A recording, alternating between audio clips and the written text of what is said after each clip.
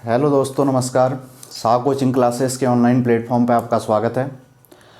आज हम एक नेक्स्ट टॉपिक लेके आ गए हैं जिसका नाम है थर्मोकेमिस्ट्री।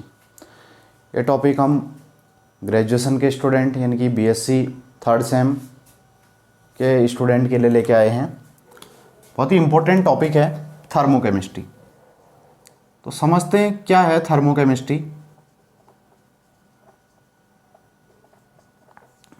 और जानते हैं इस टॉपिक के बारे में कि व्हाट इज़ थर्मोकेमिस्ट्री। सबसे पहले भाई हम अगर थर्मोडायनेमिक में जाएं तो थर्मोडायनेमिक जब हमने पढ़ी हुई थी तो हमने एक चीज़ समझी थी। थर्मोडायनेमिक का मतलब क्या होता है। थर्मोडायनेमिक साइंस की वो ब्रांच होती है जहाँ पे हम क्या देखते हैं, हीट के थ्रू मोशन को देखते हैं, है ना। हीट इन मोशन, यही तो बोला था हमने। थर्मोडायनेमिक में हमने क्या बोला था, हीट इन मोशन। क्योंकि दो वर्ड होते हैं, थर्मोडायनेमिक दो वर्ड से मिलके बना होता है। थर्मो मतलब हीट और डायनेमिक मतलब मोशन, ठीक है। तो हीट इन मोशन। अब ये जो थर्मोकेमिस्ट्री होती है तो ये क्या चीज़ होती है भाई, थर्मोकेमिस्ट्री, है ना। कुछ थर्मोडायनेमिक जैसा ही लग रहा है लेकिन है क्या चीज़, थर्मोकेमिस्ट्री। देखो भाई, थर्मोकेमिस्ट्री साइंस की वो ब्रांच होती, केमिस्ट्री की वो ब्रांच है। थर्मोकेमिस्ट्री आ गया ना, तो केमिस्ट्री की वो ब्रांच जहाँ हम क्या करते हैं,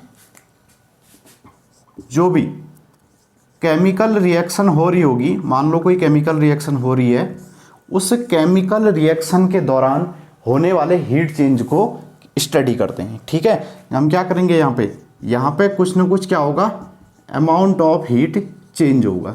यानी कि या तो कुछ हीट एब्जॉर्ब होगी या फिर क्या होगी, कुछ अमाउंट ऑफ हीट क्या होगी, रिलीज होगी, ठीक है। तो ऐसा जो भी हो रहा होगा, तो इस केमिकल रिएक्शन के दौरान जो भी हीट चेंज हो रही होगी उसको हम जहाँ डिस्कस करते हैं, जिस केमिस्ट्री की ब्रांच में डिस्कस करते हैं उसी को हम बोलते हैं थर्मोकेमिस्ट्री। तो सिंपल भाषा में, आसान भाषा में हम थर्मोकेमिस्ट्री किसे बोलेंगे, थर्मोकेमिस्ट्री केमिस्ट्री की वो ब्रांच या फिजिकल केमिस्ट्री की वो ब्रांच जहाँ हम क्या करते हैं, इसकी स्टडी करते हैं हीट चेंज, ठीक है। Heat change during any chemical reaction. तो thermochemistry is branch is the क्या है, branch of physical chemistry which deals with heat change during any chemical reaction.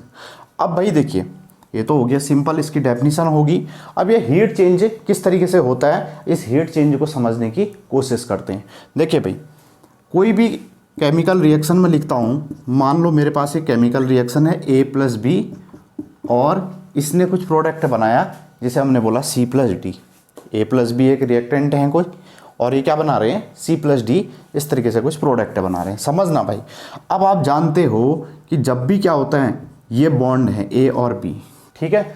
आपको इन ये भी क्या होंगे भाई, कुछ ना कुछ मॉलिक्यूल ये भी रहा होगा या एलिमेंट जो भी रहा होगा, इसको क्या करना है, सबसे पहले ब्रेक करना है। तो ब्रेक करने के लिए यहाँ पे क्या होता है, यहाँ पे अगर कोई बोले कि होता क्या, रिएक्टेंट वाले साइड में क्या होता है, तो यहाँ पे जो होता है बॉन्ड ब्रेक होता है ना। आप लोग जानते हो कि यहाँ क्या होता है, बॉन्ड ब्रेक होता है। और प्रोडक्ट जब भी बनता है तो क्या होता है, तो होता है bond form,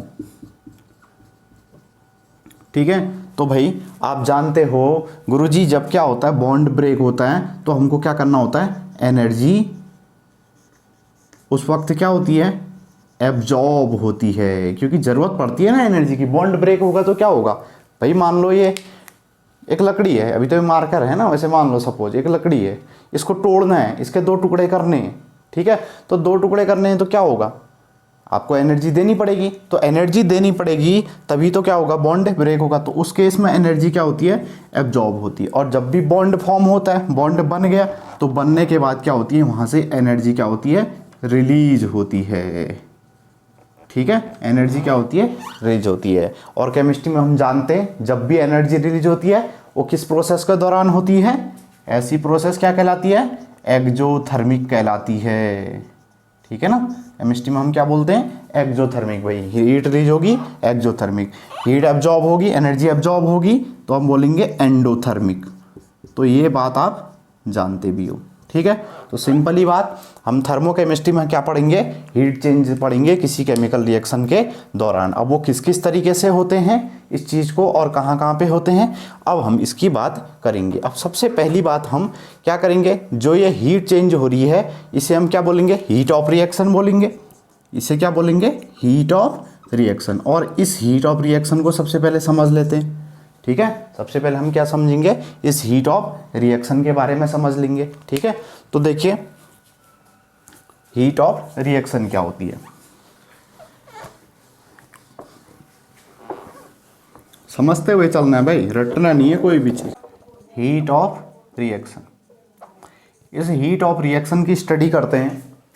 what is heat of reaction, क्या होती है समझते हैं। देखिए जब क्या होता है, कोई भी प्रोडक्ट जब बन रहा होता है, ठीक है, उस दौरान या केमिकल चेंज हो रही होगी, प्रोडक्ट बन रहा होगा, उस दौरान जो भी हीट क्या होती है, एब्जॉर्ब और रिलीज हो रही होती है। The amount of heat absorb और released when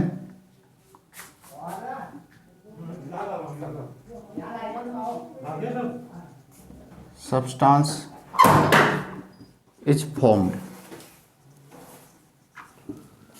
when a substance is formed, ठीक है, at a given temperature, at a given temperature, ठीक है। किसी गिवन टेम्परेचर पे जब कोई अमाउंट ऑफ हीट एब्जॉर्ब और रिलीज हो रही होगी, ठीक है, केमिकल रिएक्शन के दौरान, तो आपका क्या होता है, उसी को हम क्या बोलते हैं, हीट ऑफ रिएक्शन बोलते हैं। अब भाई इस हीट ऑफ रिएक्शन, जो ये हीट ऑफ रिएक्शन होती है, इसे कैलकुलेट कैसे करते हैं और कब हम निकालेंगे। देखो हीट ऑफ रिएक्शन को हम किससे रिप्रेजेंट करते हैं, क्यू से रिप्रेजेंट करते हैं, क्यू। और क्यू हमारा कैसे कैलकुलेट किया जा सकता है, क्यू को हम फर्स्ट लॉ ऑफ थर्मो से कैलकुलेट कर सकते हैं। फर्स्ट लॉ ऑफ थर्मो लगा के हम इसे कैलकुलेट कर सकते हैं भाई, है ना। First law of thermodynamic, first law of thermodynamic क्या कहता है कि जो Q होता है किसी सिस्टम की, जो हीट ऑफ ए सिस्टम है, वो किसके बराबर होती है, उस सिस्टम की इंटरनल एनर्जी U और प्लस उसके द्वारा क्या होता है, वर्क डन। अब यहाँ पे किसके द्वारा होगा, जो रिएक्टिंग मिक्सचर होगा। मान लो आपने एक केमिकल रिएक्शन लिखी, A+B और ये क्या दे रहा है तुम्हारा, C+D दे रहा है। तो इस रिएक्टिंग मिक्सचर के द्वारा जो वर्क डन किया गया, ठीक है, इंटरनल एनर्जी, इसकी इंटरनल एनर्जी क्या है, एक तो ये चीज होगी, और दूसरी चीज हुआ work done, work done by reacting mixture, bye reacting mixture. Reacting mixture के द्वारा जो भी वर्क डन हो रहा होगा, उसी को हम क्या बोलते हैं, हीट ऑफ रिएक्शन बोलते हैं, क्यू, ठीक है। क्यू से हमने इसे क्या कर लिया, रिप्रेजेंट कर लिया। अब आप सिंपली आप जानते हो, अगर इस साइड में है तो इसे हम क्या लिख सकते हैं, ठीक है, हीट, इसी फॉर्म को हम अभी पढ़ेंगे आगे कि हम इसी को क्या बोलते हैं भाई, एंथैल्पी भी बोलेंगे, है ना। तो यहाँ पे क्या हुआ, एंथैल्पी या हीट ऑफ, ये किसकी हुई, रिएक्टेंट की हुई, और इस साइड में जो हीट निकल के आएगी वो क्या होगी, हीट ऑफ किसकी होगी, प्रोडक्ट की होगी। तो अगर हमको इस रिएक्शन के दौरान कितनी हीट चेंज हुई वो निकालना है, डेल्टा H निकालना है, तो हम कैसे निकालेंगे, H of product minus H of reactant आप कर लोगे, तो आपका क्या निकल के आ जाता है, डेल्टा H की वैल्यू निकल के आ जाती है, डिफरेंस, क्योंकि चेंज का मतलब क्या है, डिफरेंस कितना हो रहा है, ठीक है, ये है। अब पर्टिकुलरली इस Q की वैल्यू हम रिएक्शन में कब निकालते हैं, किसी सिस्टम में कोई केमिकल रिएक्शन हो रही होगी तो कैसे हम इसे कैलकुलेट करेंगे, यानी कि इसकी न्यूमेरिकल वैल्यू हम किस फॉर्म में निकालते हैं, कैसे निकालते हैं, उस चीज़ को भी हम समझने की कोशिश करते हैं यहाँ से, ठीक है ना भाई। ये हीट ऑफ रिएक्शन को हम किस तरीके से केमिकली कैलकुलेट करें, ये भी हमारा क्या है, इंपॉर्टेंट टॉपिक बन जाता है। तो देखिए इस Q को हम दो जगहों पे कैलकुलेट कर सकते हैं। दो जगह क्या मतलब है, देखो, क्योंकि आप जानते हो कि हम कोई भी केमिकल रिएक्शन या तो हम ओपन सिस्टम में करवाते हैं या तो हम उसे क्लोज सिस्टम में करवाते हैं, ठीक है। या तो आप उसे ओपन सिस्टम में करवाओगे या फिर आप उसे क्लोज सिस्टम में करवाओगे। तो देखते हैं, देखो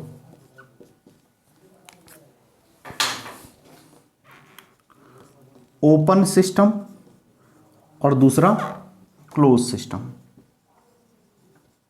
तो बेसिकली आप जानते हो जो हमारी मोस्टली रिएक्शंस होती हैं वो ओपन सिस्टम के अंदर करवाई जाती हैं, ठीक है, या फिर हम कह सकते हैं ओपन कैलोरीमीटर के अंदर करवाई जाती हैं। और जो हमारी कम रिएक्शन होती है वो क्या होती है, क्लोज सिस्टम या फिर हमारा बॉम्ब कैलोरीमीटर के अंदर करवाई जाती हैं। ये इंस्ट्रूमेंट होता है इन रिएक्शनों को करवाने के लिए, उसके हम आगे डिस्कस करेंगे। तो देखिए यहाँ पे क्या होता है, ओपन सिस्टम के लिए जब आप पढ़ोगे तो आपको क्या करना होगा, एट ए कांस्टेंट, भाई देखो वॉल्यूम, ओपन सिस्टम का वॉल्यूम तो कांस्टेंट होता नहीं है ना, तो इस केस में क्या होता है, प्रेशर कांस्टेंट रहता है। क्या रहता है, प्रेशर कांस्टेंट रहता है। अगर आप इस रिएक्शन के लिए क्या कर दो, प्रेशर को कांस्टेंट कर दो, तो आप क्या निकालोगे इस रिएक्शन के लिए, एक चीज़ ये हो जाती है, और दूसरी चीज़ होती है एट कांस्टेंट वॉल्यूम, ये वॉल्यूम, कांस्टेंट वॉल्यूम। हम कांस्टेंट वॉल्यूम पे भी इस रिएक्शन को पढ़ सकते हैं और कांस्टेंट प्रेशर पे भी पढ़ सकते हैं। अब जरा पढ़ के देखते हैं, देखो करके देखते हैं। अगर हम क्या कर लेते हैं, प्रेशर को कांस्टेंट कर लेते हैं, पी को हमने कांस्टेंट कर लिया, प्रेशर को कांस्टेंट कर लिया, तो आप जानोगे देखो इस रिएक्शन में Q इज इक्वल टू कितना हो जाएगा, डेल यू प्लस क्या हो जाएगा, डी डब्ल्यू। आप जानते हो W इज इक्वल टू क्या होता है, पी डी वी, है ना, आपने पढ़ा है थर्मोडायनेमिकली वर्क कैसे निकालते हैं, प्रेशर इनटू वॉल्यूम से निकालते हैं, ठीक है। तो यहाँ पे क्या हो जाएगा, डी यू प्लस डी और क्या हो जाएगा, पी डी वी, ठीक है, पी वी। तो अब क्या हो जाएगा, इसको तुम ये बाहर लिख लिया आपने, ठीक है। तो यहाँ पे क्या हो जाएगा, डी कॉमन आ जाएगा, तो इस रिएक्शन के लिए हम क्या लिख लेंगे, D U plus P V. अब आप u प्लस पी वी लिख लिया आपने, ये u है और ये v है, दोनों अलग अलग हैं। चाहो तो आप इंटरनल एनर्जी को E से भी रिप्रेजेंट कर सकते हो, वो आपकी मर्जी। तो यहाँ पे q को कितना आ जाएगा इस सिस्टम के लिए, d, ठीक है। u प्लस जो तुम्हारा क्या होता है, u प्लस पी बी की वैल्यू होती है, वो किसके बराबर होती है, किसी सिस्टम की एंथैल्पी के बराबर होती है। तो q इज इक्वल टू क्या हो जाएगा, डेल्टा h। तो ये q हमने निकाला कहाँ पे है, वॉल्यूम को कांस्टेंट रखते हुए, तो हम इसको क्या लिख देंगे, क्यू बी। तो क्यू बी इक्वल टू कितना आ गया, डेल्टा एच, ठीक है। तो क्यू बी की वैल्यू आ गई आपकी डेल्टा एच। सिंपली हमने क्यू बी कैलकुलेट कर लिया आसानी से, इसकी वैल्यू कितनी आ गई, डेल्टा एच। इसका मतलब क्या है, जब भी आप कांस्टेंट प्रेशर आप रखा है रिएक्शन में, आपको कंडीशन दी है कि कांस्टेंट प्रेशर, तो आप उस रिएक्शन के लिए क्या निकालोगे, एंथैल्पी निकालोगे, ठीक है ना। क्या निकालोगे, उस सिस्टम की एंथैल्पी निकालोगे। और हम यही करते हैं भाई, है ना, लेबोरेटरीज में हम कोई भी रिएक्शन करते हैं तो उसके लिए हम क्या रखते हैं, वॉल्यूम तो हम उसका कांस्टेंट, देखिए वॉल्यूम तो क्या होगा, चेंज होगा, ठीक है ना। हम क्या कराते हैं, ओपन वेजल में रिएक्शन करवाते हैं, ओपन वेजल में क्या होता है, वॉल्यूम कांस्टेंट हो नहीं सकता, ठीक है। तो क्या होगा, वॉल्यूम तो चेंज हो जाएगा, लेकिन क्या रहेगा, प्रेशर कांस्टेंट रहता है। क्यों, क्योंकि अगर देखिए यहाँ से आपने हीट किया तो ऊपर क्या है, एटमॉस्फेरिक प्रेशर 1 atm है, ठीक है, तो वो क्या है, कांस्टेंट है, फिर वो चेंज नहीं होने वाला। और अगर हम वॉल्यूम की बात करते हैं, वॉल्यूम को आप क्लोज सिस्टम, जब आपका सिस्टम क्लोज है तभी वॉल्यूम क्या हो सकता है, कांस्टेंट हो सकता है। और वॉल्यूम अगर तुम्हारा कांस्टेंट है तो इस केस में क्या हो जाएगा, v को आपने रखा कांस्टेंट, है ना, और dv, अगर वॉल्यूम को कांस्टेंट रखा तो dv कितना हो जाएगा, 0, भाई वॉल्यूम कांस्टेंट है अभी, है ना। तो क्या हो जाएगा, dv 0 हो जाएगा। तो q equal to D U plus P, del v की वैल्यू रख ली आपने 0, तो यहाँ से क्या हो जाएगा, q equal to D U, तो ये क्या आ गया, q की वैल्यू आ गई डी, ठीक है, एट कांस्टेंट वॉल्यूम। अगर हम वॉल्यूम को कांस्टेंट रखते हैं तो आप क्या निकालते हो, उस सिस्टम की इंटरनल एनर्जी को निकालते हैं, ठीक है। अब हम वॉल्यूम को कांस्टेंट कब रखें, तो भाई ये जो एक्सपेरिमेंट है या जो रिएक्शन है, या हम इसको कैसे कैलकुलेट करते हैं, इसको हम बॉम कैलोरीमीटर की हेल्प से करते हैं, उसे हम आगे डिस्कस करेंगे, ठीक है। वो बॉम कैलोरीमीटर की हेल्प से हम इसे डिस्कस करते हैं, रिएक्शन को फाइंड आउट कर सकते हैं, ठीक है, हीट को, तो इसको हम आगे डिस्कस करेंगे। लेकिन अगर हम यहाँ पे ओपन कैलोरीमीटर की बात करें या ओपन सिस्टम की बात करें, तो ओपन सिस्टम के लिए हम क्या करते हैं, एंथैल्पी को पढ़ते हैं। इसका मतलब मोस्टली थर्मोकेमिस्ट्री में जो रिएक्शन पढ़ी जाती है, रिएक्शन के लिए जो हीट ऑफ रिएक्शन पढ़ी जाती है, वो किसकी फॉर्म में पढ़ी जाती है, एंथैल्पी की। इसलिए बहुत सी बुक्स या हम आपने बहुत जगह देखा होगा, ये क्या बोला जाता है कि थर्मोकेमिस्ट्री में हम बेसिकली किसकी बात करते हैं, एंथैल्पी की। तो आपसे ये समझ में आ गया होगा ये कॉन्सेप्ट कि हम थर्मोकेमिस्ट्री में इसी की बात क्यों करते हैं, एंथैल्पी को ही ज़्यादातर क्यों पढ़ते हैं, ठीक है। इतनी बात क्लियर है, तो इसे आप नोट कर सकते हैं सबसे पहले, ठीक है, ओपन सिस्टम और क्लोज सिस्टम के लिए, ठीक, ये आपको नोट कर लेना है। अब देखिए भाई, तो हमने पढ़ा कि हम क्या निकालते हैं, डेल्टा एच निकालते हैं। अब इस delta H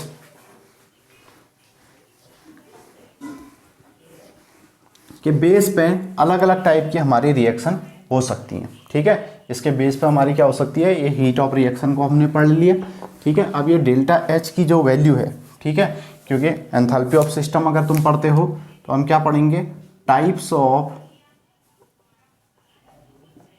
thermo chemical reaction. Thermochemical reaction के आप टाइप पढ़ सकते हो on the basis of delta H.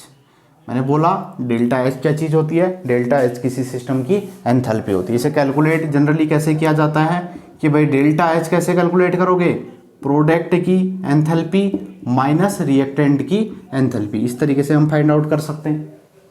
अगली चीज, अब इसकी वैल्यू आप जानते हो कि प्रोडक्ट की एंथैल्पी माइनस रिएक्टेंट की एंथैल्पी, कुछ न कुछ आपके जो रिएक्टिंग मिक्सचर में ये आपके रिएक्टेंट होंगे और इस साइड में आपके क्या होंगे, कुछ न कुछ प्रोडक्ट बन रहा होगा, ठीक है। कुछ न कुछ इसकी भी क्या होगी, एंथैल्पी होगी, और कुछ न कुछ इसकी भी एंथैल्पी होगी, ठीक है। एंथैल्पी होती क्या चीज़ है, बेसिकली हीट कंटेंट, किसी सिस्टम का हीट कंटेंट होती है, जिसे हम किससे निकालते हैं, एच की वैल्यू किससे निकालते हैं, यू प्लस पी बी से। इसे आप कैसे मैथमेटिकली कैलकुलेट कर सकते हो, यू प्लस पी बी करके, ठीक है। अब देखो भाई, ये एंथैल्पी है जो डेल्टा एच की वैल्यू है, ये क्या हो सकती है, डिफरेंट डिफरेंट हो सकती है। सबसे पहली बात, ये डेल्टा एच की वैल्यू 0 हो सकती है। दूसरी बात भाई, अगर प्रोडक्ट की ज़्यादा रही, ठीक है, मान लो प्रोडक्ट और रिएक्टेंट की बराबर होगी, तो डेल्टा एच क्या आ जाएगा, 0, ठीक है। डेल्टा एच की वैल्यू क्या हो जाएगी, 0 हो जाएगी, क्योंकि और दूसरी चीज़ क्या है, देखिए अगर डेल्टा एच, ठीक है, डेल्टा एच की वैल्यू क्या आ गई तुम्हारी, पॉजिटिव आ गई, अगली बात। और तीसरी बात आ गई, डेल्टा एच की वैल्यू किसी रिएक्शन के लिए क्या आ जाती है, निगेटिव आ जाती है। तो क्या होगा इन केस में, समझना, डेल्टा एच की वैल्यू अगर 0 आती है तो इसका मतलब जो एच ऑफ पी है वो किसके बराबर था, एच ऑफ रिएक्टेंट, यानी कि जो एंथैल्पी ऑफ प्रोडक्ट थी और एंथैल्पी ऑफ रिएक्टेंट थी वो क्या होगी, बराबर होगी, ठीक है। यहाँ पे क्या चाहिए, यहाँ पे आपको बॉन्ड तोड़ने के लिए क्या चाहिए, एनर्जी चाहिए, और बॉन्ड बनने के लिए एनर्जी क्या होती है, रिलीज होती है, ठीक है ना। तो ये देखिए यहाँ पे कुछ ना कुछ हीट होगा, उसे बोलेंगे रिएक्टेंट की, और इसे क्या बोलेंगे, प्रोडक्ट की। मान लो जितनी हीट बॉन्ड ब्रेक करने में लगी उतनी ही बॉन्ड बनने के बाद क्या होगी, एनर्जी रिलीज होगी। तो इसका मतलब क्या हुआ, ये बराबर होगी, ये बराबर होगी, तो डेल्टा एच जो आएगा रिएक्टिंग मिक्सचर के लिए कितना आएगा, 0। ऐसी रिएक्शन जिसके लिए डेल्टा एच की वैल्यू 0 होती है, that is called thermo neutral reaction. ऐसी रिएक्शनों का नाम हम बोल देते हैं थर्मो न्यूट्रल रिएक्शन। सिंपल बात है भाई, डेल्टा एच जिस रिएक्शन के लिए 0 हो जाए तो आप लगा दोगे कि थर्मो न्यूट्रल रिएक्शन होगी, ठीक है। दूसरी बात, अब हमारे लिए तो मेन काम की ये दोनों रिएक्शन है, डेल्टा एच की वैल्यू पॉजिटिव आ जाए, कब आएगी गुरुजी डेल्टा एच की वैल्यू पॉजिटिव, भाई डेल्टा एच की वैल्यू तो तभी पॉजिटिव आ पाएगी जब ये वाली चीज़ आपकी क्या हो, ग्रेटर हो, है ना। सिंपल सा फॉर्मूला क्या होता है, H P minus H R, यानी कि प्रोडक्ट, जो प्रोडक्ट वाली जो एच पी आ रही है वो क्या होनी चाहिए, ग्रेटर होनी चाहिए, तभी क्या आ पाएगी, जब एच पी तुम्हारा क्या रहेगा, ग्रेटर रहेगा एच आर से, तभी इस डेल्टा एच की वैल्यू क्या आ पाएगी, पॉजिटिव आ पाएगी। और ऐसी रिएक्शन जिसके लिए एच पी क्या होता है, ग्रेटर होता है, ठीक है, ऐसी रिएक्शन को हम क्या बोलते हैं, ऐसी रिएक्शन कहलाती है एंडोथर्मिक रिएक्शन, ठीक है, क्या कहलाती है, एंडोथर्मिक रिएक्शन। और तीसरी बात, जिस रिएक्शन के लिए डेल्टा एच की वैल्यू नेगेटिव हो, नेगेटिव कब होगी भाई, नेगेटिव तब होगी जब मैथमेटिकली ये जो ये वैल्यू है ये क्या रहेगी, ज़्यादा रहेगी, ठीक है ना, इससे इससे। तो इस केस में क्या हुआ, इस केस में रिएक्शन होगी तुम्हारी एक्जोथर्मिक होगी।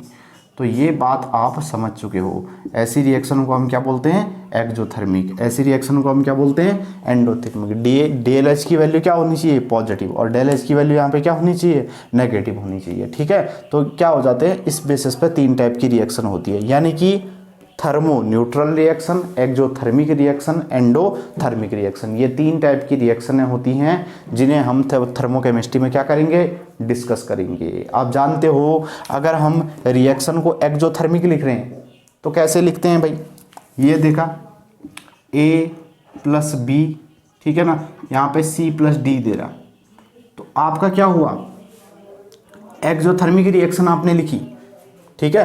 तो यहाँ पे क्या हुई, ये तुम्हारे डेल्टा एच की वैल्यू क्या आएगी, डेल्टा एच ऐसे दिया होगा आपको, डेल्टा एच बराबर -300 किलो जूल, ऐसे कुछ दिया होगा, ठीक है। यहाँ पे लिखना है तो उसको कैसे लिखा होगा, यहाँ पे लिखा होगा प्लस का 300 किलो जूल, ठीक है ना, ऐसे आपको लिखा हुआ मिलेगा। तो इसका मतलब आप समझ जाना, इस रिएक्शन को हम कैसे लिखेंगे, एक्जोथर्मिक जो भी रिएक्शन होगी उसको हम इस तरीके से रिप्रेजेंट करेंगे। एंडोथर्मिक रिएक्शन होगी तो वो कैसे लिखी होगी, यही सेम रिएक्शन है मान लो, ठीक है, A प्लस बी कोई रिएक्शन है, ठीक है, यहाँ पे C प्लस डी कुछ बना रहा है, तो यहाँ पे क्या लिखा होगा, माइनस का 300 किलो जूल लिखा होगा। तो आप समझ जाना इसको मैथमेटिकली रिप्रेजेंट किया है, किसको रिप्रेजेंट किया है, एंडोथर्मिक रिएक्शन को रिप्रेजेंट किया है, ठीक है। तो ये क्या है भाई, एंडोथर्मिक रिएक्शन को रिप्रेजेंट करने का तरीका, ये आपका एक्जोथर्मिक रिएक्शन को रिप्रेजेंट करने का तरीका। अगर ऐसे नहीं लिखा है वो डायरेक्टली ये लिख के दे रहा है कि भाई डेल्टा एच इक्वल टू क्या लिख के दे रहा है, डेल्टा एच की वैल्यू जो आपको लिख के दे रहा है वो कितना लिख के दे रहा है, 300 किलो जूल ये लिख के दे रहा है, यानी कि पॉजिटिव में लिख के दे रहा है, ठीक है, पॉजिटिव में लिख के दे रहा है। तो इसका मतलब क्या है, यहाँ पे अभी ये रिएक्शन क्या है, एंडोथर्मिक, लेकिन अगर रिएक्शन पूरी कंप्लीट करके दे रहा है तो ऐसे लिख के देगा, ठीक है, ये बात क्लियर है ना। तो इस तरीके से क्या होती है, आपकी 3 टाइप की रिएक्शन होती हैं। अब हम तो थर्मोकेमिस्ट्री में ये चीज़ आपके समझ में आ रही होगी बढ़िया तरीके से, ठीक है ना। इसी सीरीज को हम आगे बढ़ाएंगे और कंप्लीट जो लेक्चर हैं इसके कंप्लीटली लेक्चर लेके आएंगे। तो आप तब तक के लिए जुड़े रहिए और वीडियो को देखते रहिए, लाइक कीजिए, कमेंट कीजिए और ज़्यादा से ज़्यादा चैनल को सब्सक्राइब कीजिए और शेयर कीजिए, ठीक है ना, ताकि ये वीडियो ज़रूरतमंद बच्चों तक पहुंच पाएँ। और पूरी कंप्लीटली सीरीज भी तभी आ पाएगी जिस तरीके से आप लोगों का कमेंट रहेंगे, जिस तरीके से आप लोग प्यार दोगे वीडियो को, वैसे ही हम आगे कंटेंट को और ज़्यादा इंक्रीज करेंगे। तो धन्यवाद।